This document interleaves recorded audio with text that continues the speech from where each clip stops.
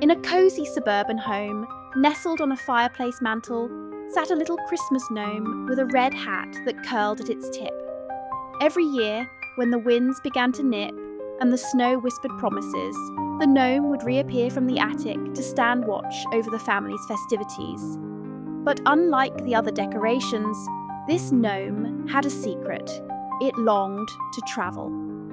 As the family bustled below it with cookies and carols, the gnome couldn't stop thinking of magical lands far beyond suburbia. One particularly frosty December night, as starlight bathed its felt hat, the gnome stirred. With a shiver that sent glittery dust scattering, it blinked its shiny wooden eyes and stepped off the mantle. The world outside was vast and cold, nothing like the snug living room it had known for years. The gnome trudged through powdered snow, his tiny boots leaving trails on the sidewalk. He had heard whispers from old decorations in the attic about a place called the North Pole, where Santa himself lived surrounded by jolly elves and twinkling lights. The thought of meeting the great gift-giver filled the gnome with wonder, but the journey was daunting. Cars whizzed by like mechanical beasts, and the icy wind tested his resolve.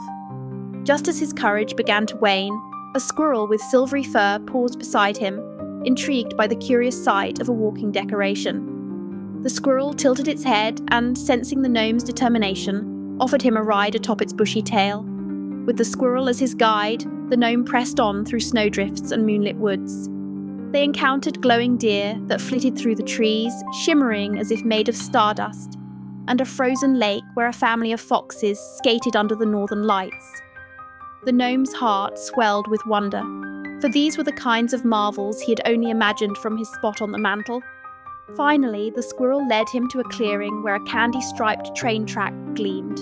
A tiny train, no bigger than a loaf of bread, puffed in on clouds of peppermint-scented steam. The gnome climbed aboard, and with a merry whistle, the train sped off toward the horizon, carrying him toward the fabled North Pole. When the gnome at last arrived, the North Pole was everything the attic whispers had promised and more. Warm gingerbread scents filled the air, and silver bells chimed cheerfully from candy cane lampposts. Santa stood at the centre of a bustling workshop, his laugh like a crackling hearth. Though towering over the gnome, Santa knelt to listen as the little decoration shared stories of longing and bravery. Santa smiled, his eyes twinkling like stars, and told the gnome that courage like his made the world brighter. He promised to send him back home gently on Christmas Eve, but not before giving the gnome a new little bell to wear on his hat as a reminder of his journey.